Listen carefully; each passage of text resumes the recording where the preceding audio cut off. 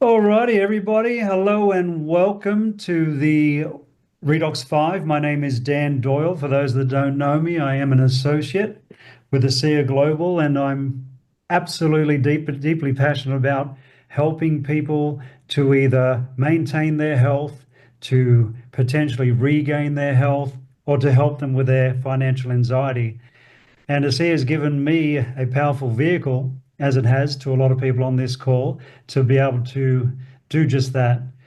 For the past 10 years, I've been building a global business within ASEA. I wake up every morning and each and every day I'm filled with a sense of purpose. I've had the privilege of helping people all over the world through this breakthrough in health and through this business model that supports it. It's not just what I do, it's who I am. I bleed blue. And you're going to understand why and why I'm so passionate because of that.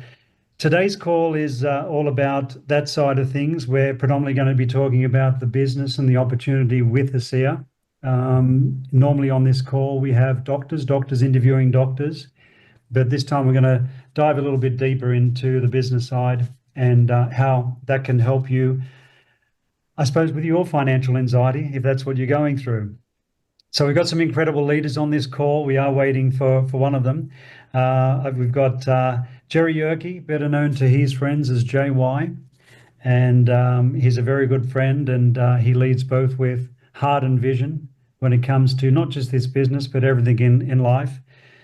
Also got Mr. Ed Wiens, who's my grandfather in the ASEA genealogy. Don't take offense to that, Ed. No. You're not that much older than me. Proud grandpa. Yeah. So, and then obviously I look up to you immensely, and you've been an incredible leader through our ASEA journey. Mal Sword, if he does get onto this call, obviously a giant in the industry. I would have loved to have him hear me saying he's been in the industry for decades and He's decades coming on. and He- decades. He just texted me to confirm the time. I said now. Coming on, I think. Fantastic. So obviously before we dive in, I'll wait to Mal comes on, but he's probably just about to pop on. But obviously we want to talk about Virtus Norton, and it'd be remiss not to pause for a moment and talk about Virtus. And obviously for those who don't know Virtus Norton, he was the co-founder of ASEA with his son, Tyler Norton.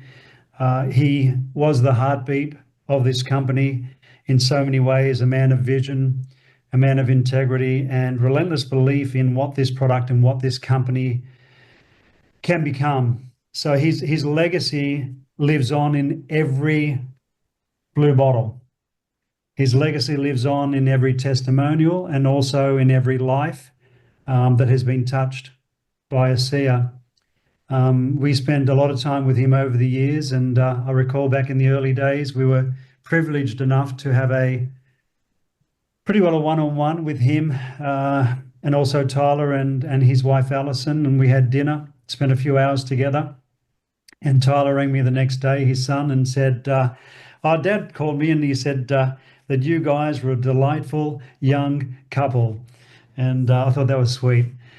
So to honor him, and I'd love for each of you guys on the call, JY, Ed, and when Mal comes on board, just to take a moment to share a few words. And I know, JY, that you unfortunately didn't get to meet him, but obviously know him through the genesis of ASEA, and obviously have heard a lot, and you would have obviously seen our journey and a lot of other people's journey, and our record of the memories that we had, the photos that we took, the places that we'd been with Virtus. But if you don't mind, JY, if you can start from your point of view and just say a few words just in regards to Virtus. Yeah, I would love to. It is one of the regrets that both Denise and I have never had the chance, or did not have the chance, to meet him personally. However, coming from the corporate background that we did for 22 years around the world in the industry, you talked about feeling the presence, and there's no question about it. I'm a firm believer from that standpoint. When we evaluated the company, every single company in the industry starts and stops at the leadership. And the first leadership that you are welcome to is obviously from the corporate side. So getting to know, obviously, the two of you, we've known each other for 10, 11, 12 years from a previous company, and so blessed to be a part of that, Mal included in that. There's no question that when I think about what we've experienced, we've been able to experience Virtus through Tyler. Not only Tyler, but the team, because they set the bar, they set the culture, they set the ethos. And having been a part of the industry for that many years, and again on the corporate side. So I know Jim Glenn and the Redox 5 team asked us to speak mainly to people that are new, listening to about this for the first time. But there's no question, Virtus, his ethos, his integrity, his love, his passion, the stories that we get to hear all the time will live forever through ASEA. So we're just so humbled to be a part of it. Yeah, thanks for sharing that. There would be a lot of people, especially in the last 5 years, that hadn't met Virtus or that are new to the company, and the guys that know of him, and as I said, have seen the genesis of ASEA, and the fact that he didn't sell out to the pharmaceutical industry and he kept this incredible breakthrough as his legacy to humanity. I'm sure there's people who are going to be still feeling the effects of losing such a great man. I'll get to you soon, Mel, and thanks for jumping on the call. But Ed, obviously you've spent some time with Virtus over the years, so I'll throw back to you. Yeah. First of all, can you hear me okay? I've had a couple of comments that the audio is weak. Is it okay? Perfect. Yep. Okay. All right. Good. Well, listen, it's a pleasure to be on with you guys. Virtus is one of those individuals. You look back over your life at the people that have had an impact on you. It might be an employer that you had, it might have been a coach that you had on an athletic team. Probably everybody can look back, and there would be two, three, maybe a handful of folks that stand out as having really made a difference in your life. Virtus is definitely one of those individuals. I wish I'd have had the foresight when I first heard about this company in 2009 to kind of get close to it, but I stood back and watched from a distance for about 5 years, and I had a wake-up call one weekend, actually in Texas. I was actually getting ready to speak at a church on a Sunday morning, and on Saturday, I'm kind of getting my thoughts together about the law of the harvest, the planting and reaping, and looking for a harvest, being prepared for a harvest, being prepared for a big harvest. And I was at a point in my life where I really needed a harvest. And I don't casually say God spoke to me, but I'm telling you, on that Saturday, God spoke to me and said, this is basically the message I got. You're looking here and there and everywhere for a harvest, and I've given you the seeds to a great harvest, and you've been negligent. And I felt scolded to the point where I got on a plane within days, went to Salt Lake City, sat down across the table from Virtus, and was privileged to hear the Genesis story from him. And I realized that I had indeed been negligent about something that had been gifted to me 5 years prior. I've done my best to kind of make up for lost time. But Virtus stands out as somebody that, to have somebody who had the resume that he already had.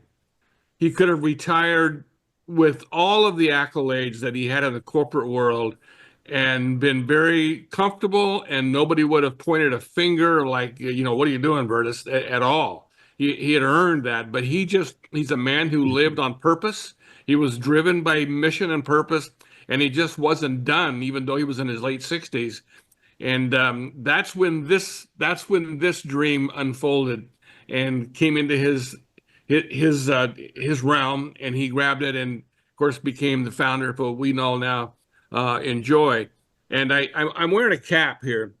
There's a golf course in Las Vegas called the Legacy, and I played it, and I bought this cap, and every time I wear this cap I think of Virtus. because he could have had a great legacy through all of his career track, but because of what he's done with this company, he's absolutely moved his legacy to another level. And it's redefined what he will be known for, the impact that he's had on, untold numbers of thousands of people, because the ripple effect that's going to live on, even though he's just recently departed, it's going to live on.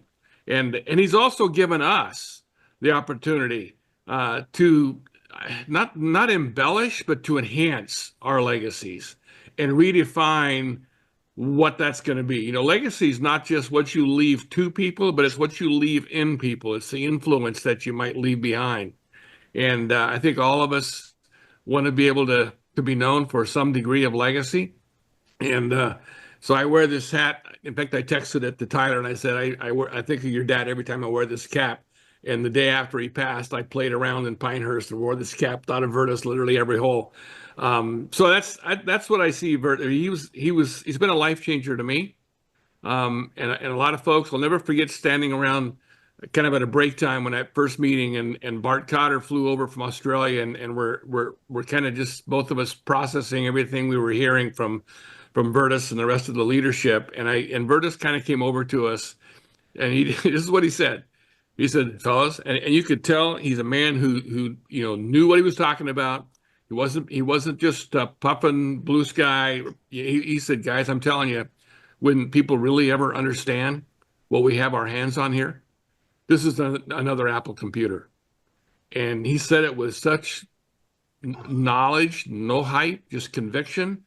I believed him, and I still believe him. We're not there yet, but this company will be that kind of a company. So I'm eternally grateful for the chance to cross paths with Virtus.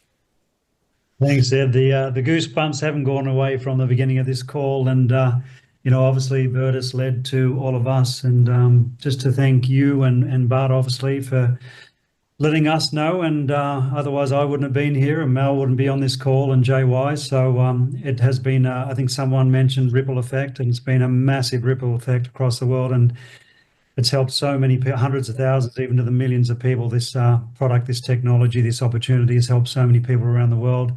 Now, we got to meet Virtus back in October 2014, so it's been over 10 years. If you can share your experience with him, memories, the time that you had with him from that time through to the experience with his memorial service in the last few days, that would be fantastic. So the first time you and I met Virtus was November 2014, when we came over for the fly-in, and it was an interesting season for me because I had built a very large organization, as you know, that I wasn't quite ready to step away from easily. There was a lot of people that were, not so in my care, but I was responsible for, I think. And, one of the things I always remember about that first time that we met Virtus in the boardroom back in 2014, late October or November 2014, was my head was saying, I don't want to listen to this. I can't change direction right now. So my head was saying that, but my heart was saying, when Virtus spoke, my heart was saying to me, Mel, this is a man that you've waited all of your life to be in business with. And there's reasons for that. You mentioned, Ed, there are very few people you come across in your lifetime, people that just make their mark, that are incredibly special human beings. And Virtus was definitely one of those. And my heart felt that this was somebody I wanted to be in business with. The timing just wasn't right at that time. But I'll never forget that. I'll never forget that feeling. Virtus exuded qualities of a leader that I think all of us on this call aspire to have, and we work towards that. And those are quality of humility. He was a very humble man. He was gently spoken most of the time, and yet he had this incredible strength that exuded from him. And he was like a big teddy bear, really. He had this enormous amount of warmth that just exuded from him. The other thing I never forget is the size of his hands. I mean, his hands were enormous. Absolutely. He had like, polar bear paws. And interestingly, when I was at the service on Wednesday at the casket, and of course Tyler was there, I asked Tyler, I said, do you mind if I just hold his hand one last time? And which Tyler said, of course. So I did. I laid my hand over his hand just to, for the last time, express, my gratitude, not just for my family, but for all of those that are following. So he was just an incredible human being. It's very hard to describe, unless you've met him. It's sometimes hard to, pass that on. But the man's legacy will live on for generations and generations. The other thing I was super impressed with at the service the other day was the legacy that he's gifted into his family. I don't know if you all watched the memorial service, but the way that all of the sons, or the sons spoke, and Nancy spoke, the way that his grandchildren spoke, Tyler's the elder son, just incredible. Having said that,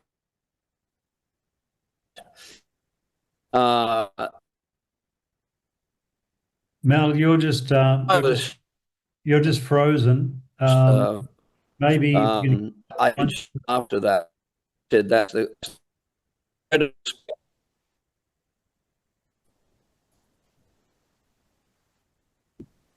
Maybe turn the camera off, Mal. It might free up some of the bandwidth there. You're frozen a little bit. if you can hear us, Mel. Can you? No, you're frozen, mate. You might want to jump off and come back in even. And while you're doing that, what we'll do is, if I can come back to, got to finish, obviously hearing Mel out when it comes to talking about Virtus there. But can we hear you now, Mel? No. Ed, maybe we turn to the business network marketing and talk about just your experience and background for starters, introducing yourself to everybody on the call. Yeah. It's interesting that I was first exposed to the network marketing business model before it was even defined in the business world. There were pioneer companies kind of way back, starting in the 40s through the 50s, but it wasn't until into the 70s that this industry kind of began to get big enough that it attracted the attention of the regulators. And finally, there was a big legal battle in the 70s when all of the conventional business world looked down at this kind of a marketing structure, and finally there was a legal battle out of which rules were established, laws were passed, and structure was given for this industry to flourish. And of course, that's when it really began to flourish. And it's been an interesting track to track the history of it. So I look at Virtus. Virtus is was 85 or 6 when he just passed. So he would have been of the generation of executives in the business world that really looked down their nose kind of at the network marketing business model. It wasn't even called network marketing, multi-level marketing. People still sometimes call it pyramids, which obviously is interesting because every company's a pyramid when you look at the way the structure is, and only the people at the top make the money. I don't care if it's your church, if it's the government, if it's a company. But anyway, so Virtus would have been very, very classically in that demographic that was at the executive level that really looked down at the kind of marketing that this company, as now today one of thousands of companies that market this way.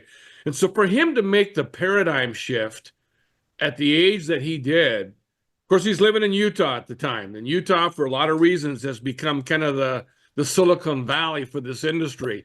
A lot of interesting reasons why that happens, whether it's, Seattle with Microsoft or Boeing or, other Southern California with all the industries there.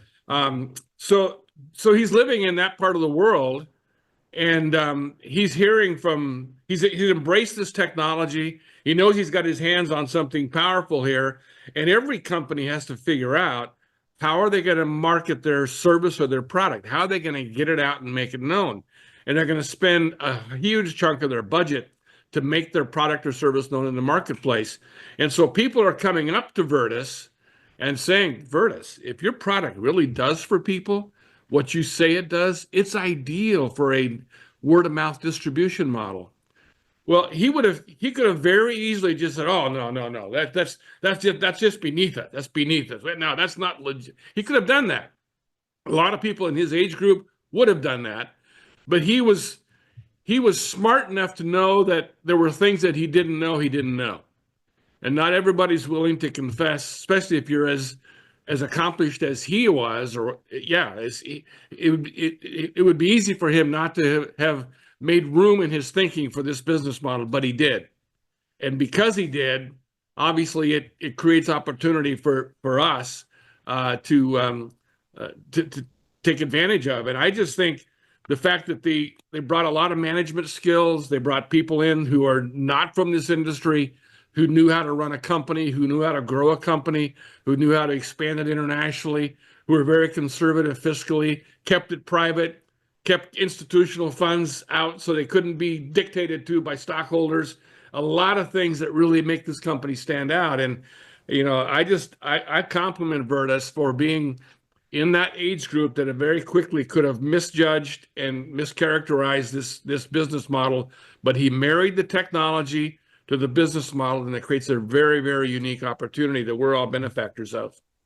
Yeah, I'm really grateful for that. I mean, can you imagine being retired a couple of times and starting a business like this at the age of 69? Yeah. Mal, we don't want to miss the end of your story with the experience you had with Virtus. We heard the part, I suppose, got to the point of the incredible memorial service and getting to hold his hand for one last time, and having the gratitude and being thankful for what he has left to us. Hopefully we won't lose you this time and you can finish that.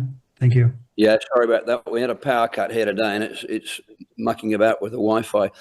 So I don't know whether from there I went on to speak about the service and about, the legacy, the incredible legacy that that Virtus has left. It was interesting in the church. There was there was two families. There was a massive amount of his own family, including children, grandchildren, great-grandchildren. It's a massive family. But then, of course, there's the Assia family as well. We were on one side of the church, and it was interesting, these two families, as Tyler spoke about. But, I was just incredibly impressed by the way that all of the family members spoke, all of the brothers, Nancy, the grandsons, spoke so well. And, of course, finished off by Tyler. Tyler's address at the end was, in my opinion, and I messaged shortly after the service finished. I messaged, I can't remember if I messaged him or he messaged me, Zoltan Varnai.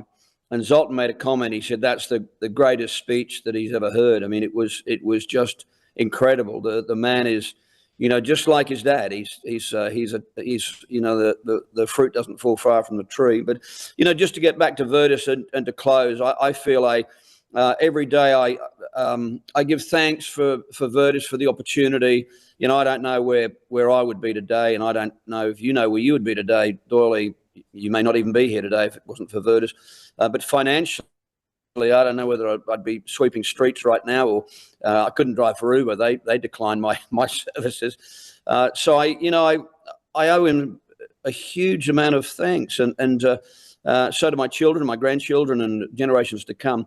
Men like Virtus don't come along very often. They don't, and all of us, I think will work on modeling his values. And as I think about things, I think it still behooves me to continue to share this technology with people and to continue that legacy that he's left and the gift that he's given us. So it was great to be there. I really appreciated being there and being at that service, and it was it was tremendous just to be able to say goodbye to him and thank you. But so great man, left a great company, and that'll be around for generations to come. So it's fantastic, man.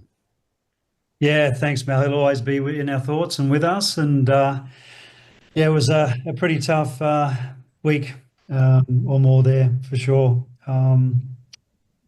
Moving on, JY, you've got a lot of experience in the industry from both sides of the fence.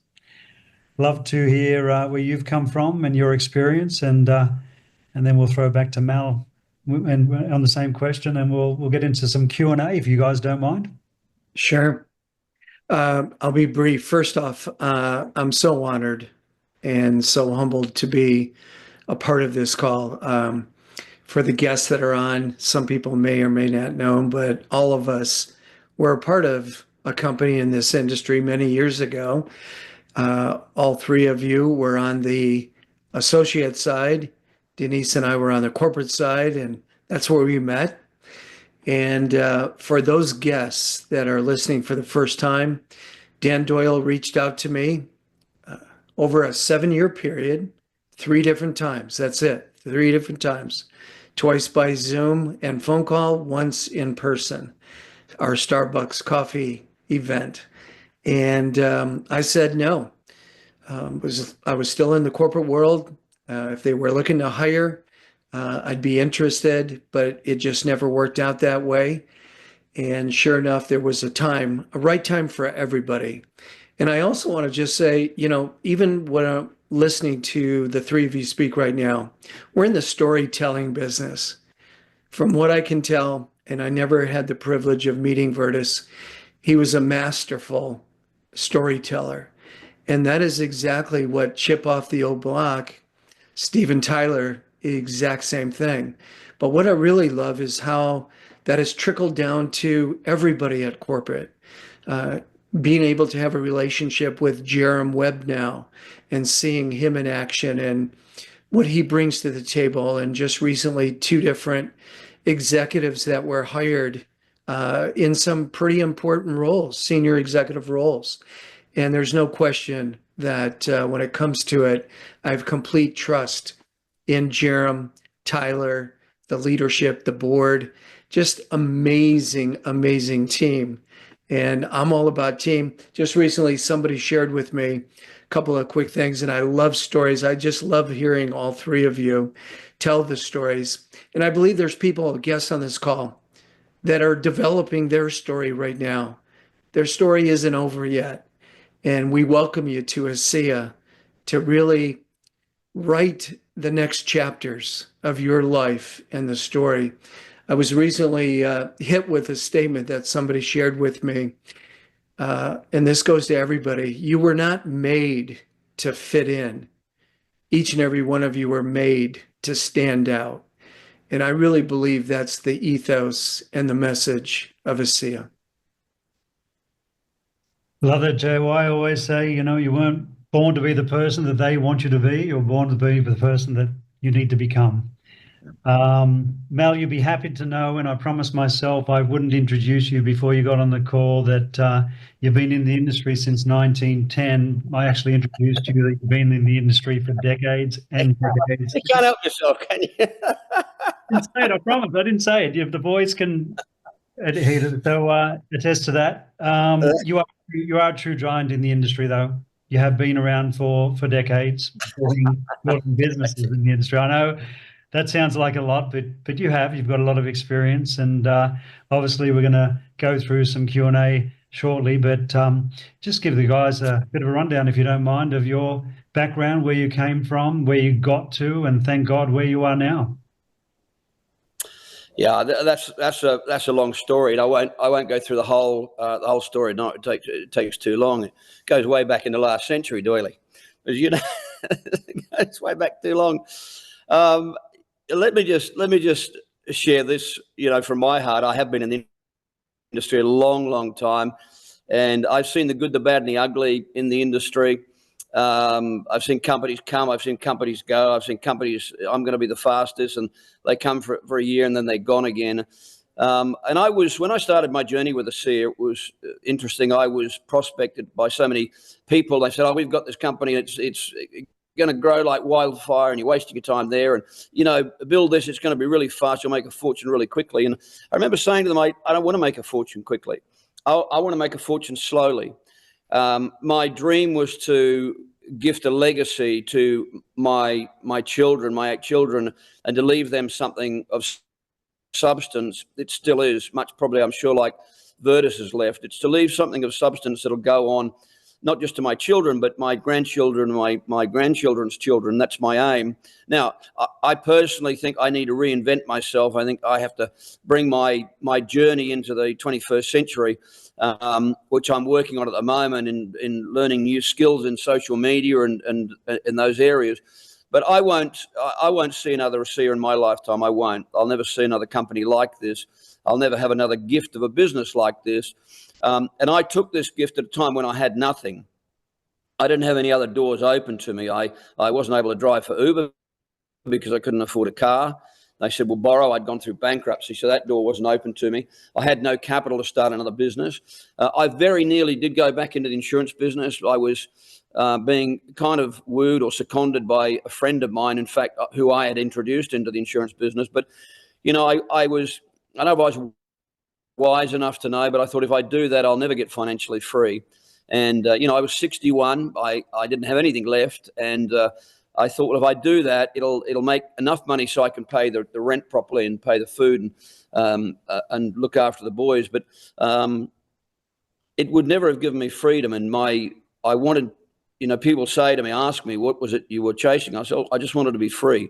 I wanted to become free." And if you're on the call, you're young. Well, you're all younger than me, probably younger. But if you're on the call and you're in your late 20s, 30s, you may find another ASEA, but you might have to wait another 35 years before you find it. This is a very rare company. The reason that so many experienced network marketers are attracted to ASEA is because of the foundation upon which it stands and the integrity of the leadership, integrity of the owners. And I never worry. I never go to sleep wondering, "Gee, I wonder if the company's going to survive. I wonder if they're going to keep paying us." I never go to bed wondering that. And I know a lot of people in the industry right now are wondering that. I know right now there's another network marketing company that haven't paid their associates for the last 3 months. We stand on solid rock. Virtus laid a very solid foundation, built this house on rock. And it's here for the long term. And I'm grateful that it is.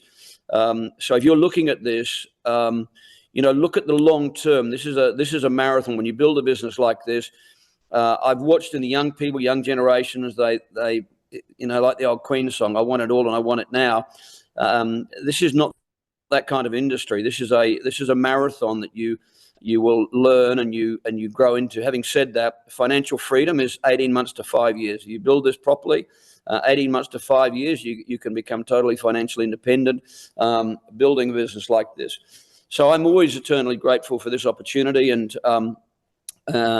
as I mentioned before, I won't see an ASEA again. I won't see anything like this again. So I'm grateful to you, Doyle, that you invited me to the fly-in. And interestingly, I was at another fly-in yesterday.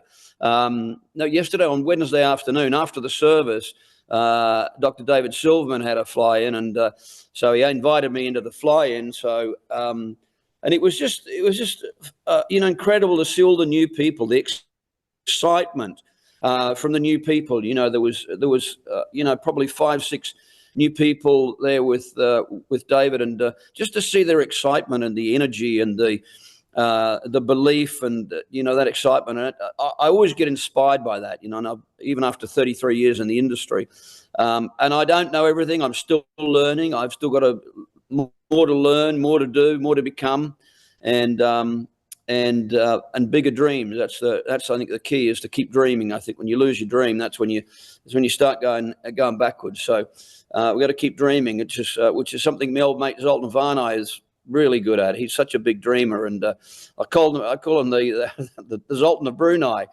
big dreamer, which is why he's growing so fast right now. Just incredible leader. Yeah, it's great to see, isn't it? Actually, while I got you, and we'll move to Ed, and Ed will talk about belief in yourself and instilling belief into others. Mal, Just on mindset, I know that over the years I've seen you go through all sorts of things, and I remember at a period of time in your life you had to read yourself back into the mindset to build a big business again. So, what can you anything at all on mindset and what it takes to build a business like this? So what it takes to build a business like this is number one, and Ned, you know what I'm going to say. Number one is the dream. Number one is being very, very clear on your emotional dream, being very crystal clear on your emotional dream. Everything else is second. Knowing how is it important? Somewhat. But if you ask everybody that's ever built an ASEA business or a business like this, their how is going to be different. It's the resolve to your dream that counts. There are many different ways up the mountain. It's like climbing Kilimanjaro. There's many different routes up to the top of the mountain. But it's your vision to get to the top of the mountain that is the most important, and keeping that out in front of you. And it's something that's not taught well in the industry anymore. If Dexter Yeager was on the call, I'll tell you exactly what he would say. He'd say, let me give you the 10 most important things, qualities, things you need to do building a business like this. Number one is the dream. Number two is the dream. 3, 4, 5, 6, 7, 8, 9, the dream. And it's being able to get very, very clear on what it is you want. After that, then it's about the belief, having the belief in yourself, and changing mindset. My mindset was demolished. When I began my journey, I knew that I was the problem. The business is always inside out. It's never about ASEA. It's never about the market. It's never like if you look at ASEA globally, the market, the region that's always done poorly has been Europe. Well, now Europe's the number one. Now Europe's the fastest growing region because of leadership, because of who the leaders are.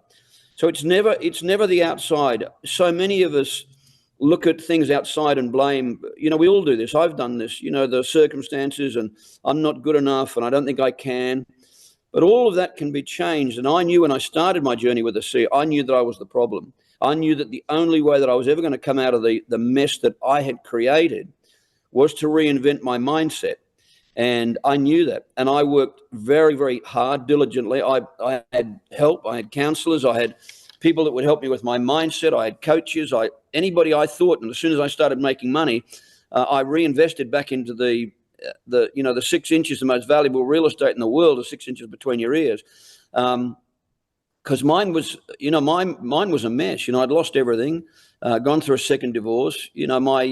My belief in me was at an all-time low. And, people very kindly say, oh, we knew you'd come back. I said, well, but you don't know where I was. I mean, that I understand, and I'm grateful that people would say that, but I was in an absolute schmozzle.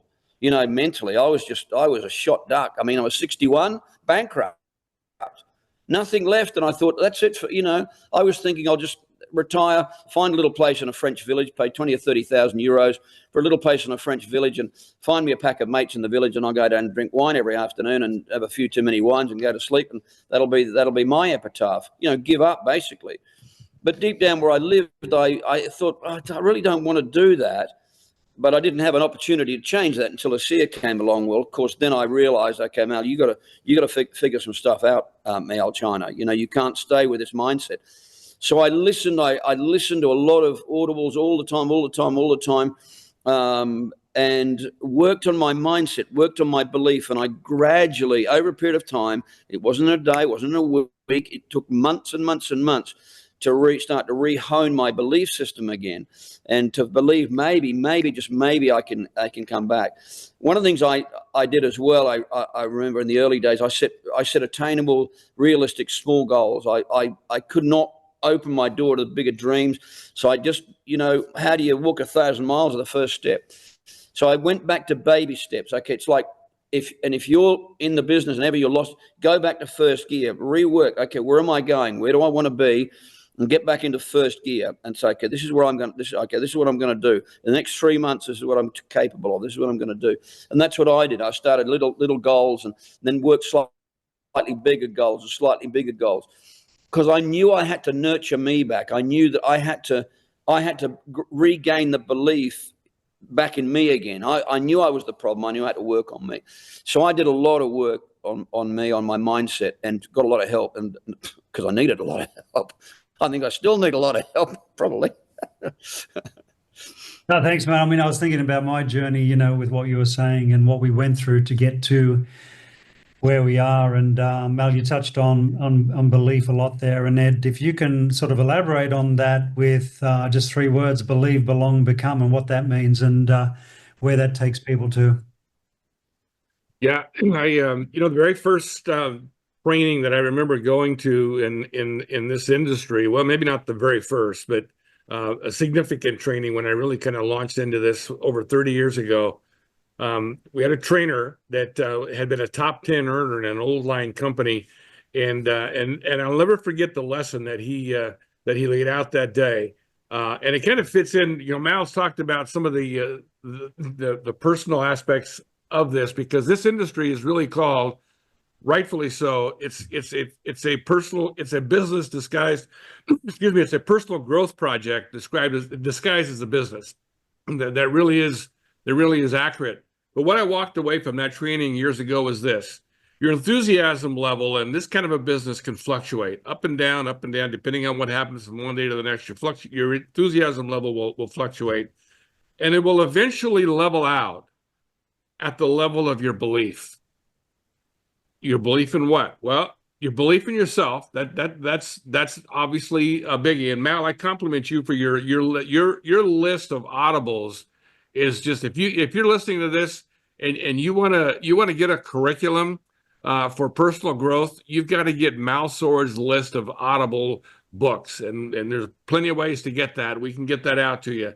But that belief in yourself, that's with everything else, the product, the company, everything can be great. But if you can't look in the mirror and look at the person looking back at you and say, you know what, you deserve to have success. If you can't say that, and for whatever reason, your upbringing is kind of knocked you down, where you believe that this is not something that you deserve, that's an issue. You got to deal with that, your belief in yourself. And then, of course, it's the easy thing. It's belief in the company, belief in the product, and belief in the people. And those 3 things are standouts with this company. We've all been around, those of us who are on this call here tonight, we've been around this industry a long time. Mal said it. We've seen the good, bad, and the ugly, and the real ugly of this industry. And all of that's there. And I don't care what industry it is, that all of them have that. Whether it's government, whether it's the church world, where kind of my background, if it's the pizza business, your background, Jerry, there's all kinds of different examples of leadership. What I was looking for when I came to this company to look was a company that had integrity at the top, had ethics. I'll never forget when Tyler laid out the relationship between ethics and morals in this company as it relates to ego and economics. And the fact that they put ethics higher than ego and economics was a huge aha for me. And I've watched them live that out. I've watched them demonstrate that. I've been with the leaders of this company in many parts of the world, worked with them in humanitarian projects. Their heart is in the right place. They're smart. They're competent. But you can believe in the company. You can believe in the people. You can believe in the products. Obviously, it's a big part of what makes this company as strong as it is. But that belief in yourself is key. And when you get your belief up, that's where you're going to find your enthusiasm level to stay. And if you waver in any of those things, you're going to fluctuate to the point where you might get too discouraged someday. So anyway, belief in yourself is a big deal, and you're going to belong to the greatest affiliation of folks in this company, and you're going to become something that you've hoped to that your parents hoped you were going to become. Yeah, thanks, Ted. That was great. And talking about becoming the leader that you want to attract, I'm going to switch gears a little bit again. And I know that, JY, you're a sports nut, talking about leaders, and we're going to talk about baseball. And we talk about sports a lot, don't we, JY? So the Yankees, you know a little bit about the Yankees, I take it? You've heard of them? I have. As a matter of fact, we've been talking about this for the last couple of weeks, you and I. And I am a little bit of a sports nut, as you say. I probably got that from you and all your rugby. But here's what I've really been reflecting on the last couple of weeks, especially the last week. Using the analogy and Mel, the good, the bad, the ugly, you've seen it. You can only imagine what we saw on the corporate side. And since we've been a part of ASEA and having been around Tyler Norton, the leadership, and I know that the New York Yankees are one of his favorite teams, and he spent a lot of time in New York and takes his sons there. I just want to share a couple of things that really was made evident to me in the last 2 weeks. And I use this to share with those guests that are on the line that are evaluating ASEA. Is this the company they really want to be a part of? And I think it's very interesting. We haven't said, other than Dan showing the blue bottle, we haven't talked about the product because it's so much bigger and starts with the leadership. But I'll share it quickly. New York Yankees, still today known as the team of all teams in baseball. One of my least favorite sports, but I love what they stand for. Do you understand, for those baseball fans that are out there, whether it's the Los Angeles, Boston, here, Astros, Houston, wherever you are, the New York Yankees are the only team that do not wear or have the players' names on the back of their jerseys. Now, some teams, there's about 3 or 4, that when they're playing at their home stadium, they don't have the names on the back because all the fans know who they are, the home fans. But when they're on the road, they have the names on. Well, there's a reason why. And that is the analogy of ASEA. ASEA has a soul. I'll never forget the moment that Tyler shared that with Denise and I in a boardroom. I think there were 2 or 3 others, and talked about the soul, the ethos. Dan, I heard you talking about it on those 3 different occasions. I had no idea what ethos was, and I've been a part of the corporate aspect of the industry for all these years. And think about it as you're listening to this. The New York Yankees, legends, Babe Ruth, Lou Gehrig, Joe DiMaggio, Derek Jeter, Aaron Judge of today. They all symbolize the no-name jerseys because of one reason. I want to just read this one little aspect. The no-name jerseys create a visual equality among players, from rookies to Hall of Famers, signaling that everyone is on the same mission. That's ASEA. This fosters a team-first mentality, crucial for the Yankees' success. They've won more world championships, 27, than any other team. In fact, the closest to that, St. Louis Cardinals at 11. So this is the #1 Major League Baseball team of all time. And yet it's all about the team. And it wasn't until 1929 that they even put the numbers on their jersey, because they wanted to always emphasize team. Well, isn't that exactly what ASEA is, from the corporate leadership to the field leadership? And I just want to say to the 3 of you, and many, many of the other leaders that are listening, coming from the background, as Mel has shared, we're about the same amount of years. There's so much bling bling being shown. Look at me on social media. I'm in this company and I'm driving a Lambo and a Maserati, and we're making this, and Louis Vuitton. In the 3 years that we've been associated with this amazing organization, we've not seen it one time. And some of the greatest leaders, 3 of them being on this call, in the industry, are all about the people. They're all about the team. They're winning championships now and into the future.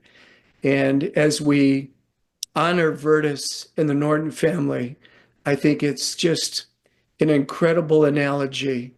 We are with the New York Yankees of the industry. Doyle, thank you so much for sharing that. I all my life I've made a priority of seeing people as equal, I'd never heard that before about the Yankees, so thanks for sharing that. When I came on, I introduced myself as an ASEA associate.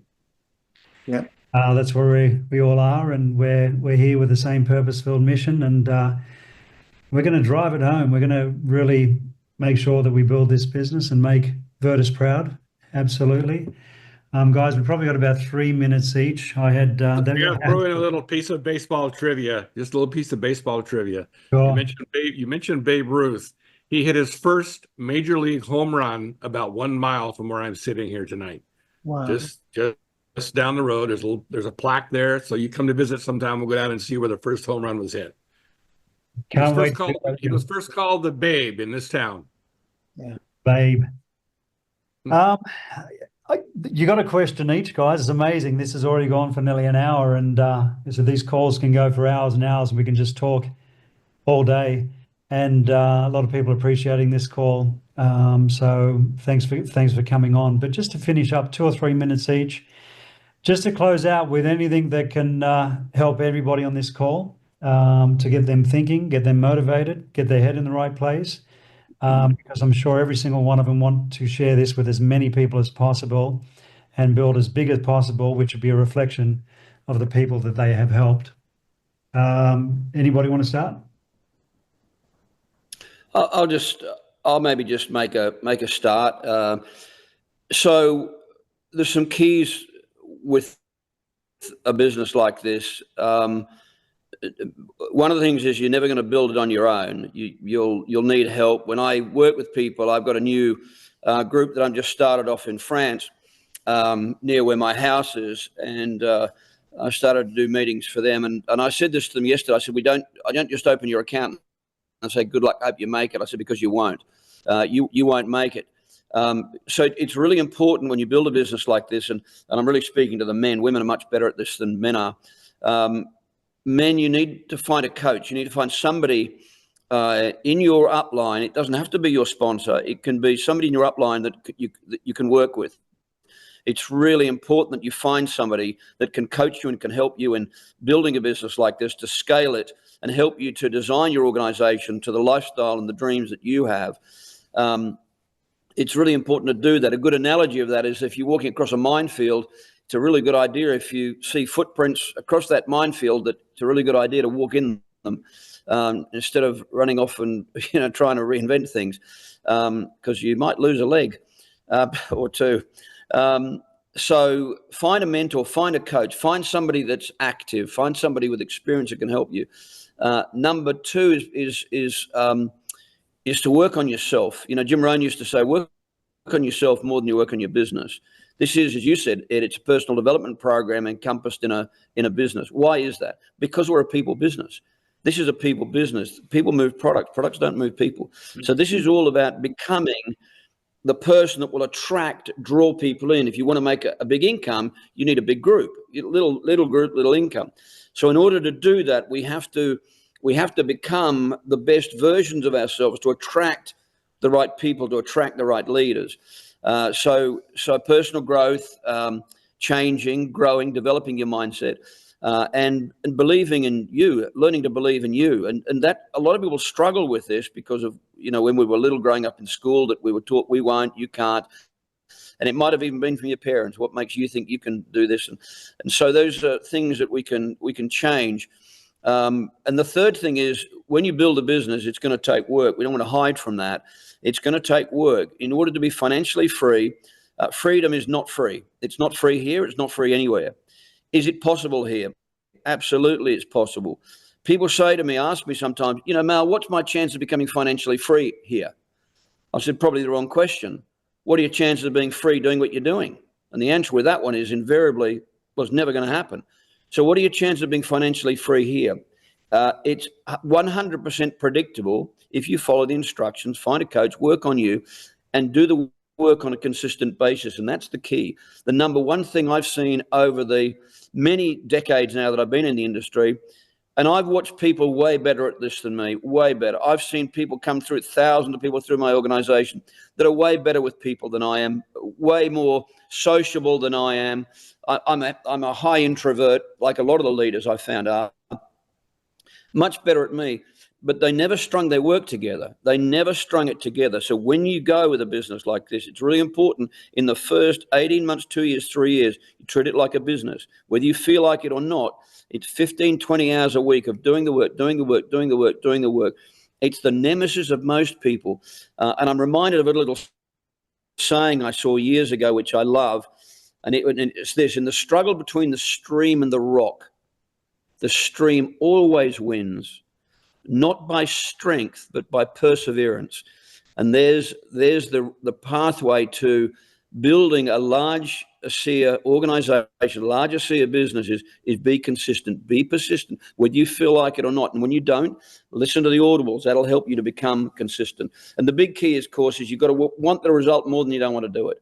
You know, a lot of people, I don't think I want to do that. Well, I don't think any of us on the call want to deal with, you know, the rejection we've had, but you've got to want the result more than you don't want to do it. So I hope that's been.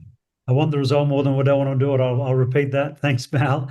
JY, there's a lot of people on this call. They're hanging on every single word. No pressure. Thanks, Mel. Life's a team sport, no question about it. I'm so grateful to not only the three of you, but the leadership on the corporate side, the executives, to the many, many leaders that have gone before us, those that have been new to ASEA, those that have been maybe 3 to 5 years. You folks are phenomenal, great leaders, great mentors. And we just are honored and grateful to be a part of the team. I will mention one thing, and that's consistency. Everything I've been taught about this industry for the last 30 years on both sides of the field have always been consistent, whether it's 15 to 20 hours a week, but to be consistent, and you will achieve that dream and be the people that you were meant to be. So thank you, guys. Really appreciate you. Yeah, thanks, JY, and consistent, productive in that consistency as well, guys. So just think about being in that income producing activity all the time, because if you're not making money, you're not doing what we do, and that's get product into people's hands. We're going to be late for my call, Ed, but that's fine. If you can close out. Just a couple of thoughts. I love the fact that Virtus modeled for us all when he launched this company that it was really not about the money, but about the mission. Otherwise, he would have taken the big payout and gone a different direction. And I think on a personal level for all of us, we're all at that stage in life, most of us more than you are, Dan, where you start thinking about how to make more of a difference than just make more money. And when this becomes somewhat of a mission rather than just a monetary enterprise, it takes on a different feel. I'm a missionary's kid. I grew up watching those ethics lived out. Mal, what you do with the building the homes in Africa, that's mission. It takes money to do that, but the mission is the driving force. And I think if any of you listening to this, watching this, if you've got some part of your being that you can identify as a mission, as a driving force or dream for your life, marry that with this business, because it can deliver the reality of the mission. And I think we're living that out for Virtus and his legacy and his memory, but on a personal level as well. Connect the money enterprise here to the mission that may drive you. And it's amazing to see the two come together. So I love the mission aspect of this, Dan. Oh, yeah, absolutely. No. Mal Sword, Ed Wiens, Jerry Yerke, JY, thank you so much for coming on this call. Have an absolute ball as usual. There are a lot of gold nuggets in there. I'm sure that helped people immensely. This is recorded, guys, for anybody that wants to see this. You can pick it up in a few places and see that during the week. Next week, Dr. Mark DeBrinket is the guest on the Redox 5. So doctors interviewing doctors. That's a call to obviously invite anybody that's looking at these products for their own health. My call is coming up now. I'm doing a full ASEA presentation, so more than welcome to stay on this call. For anybody who is on this call that wants to invite anybody to the call, I said more than welcome to stay on. Gentlemen, thank you so much. I'll plug that, Dan. If you're new on here at all, Listen to Dan's story coming up on his part of the call. His story from being literally with a terrible diagnosis to discovering what this is about and what it's done for him. It's worth staying on for. I've heard it, so I'll probably go off, Dan. But I love your story, man. Thanks for hosting tonight. Yeah, no, thank you. Thanks for coming on as guest, and sort of always have a ball. Enjoying the journey, life's journey with you guys, and obviously with ASEA. Looking forward to many more decades to come. All right, guys. Thank you. I'll stop the recording and.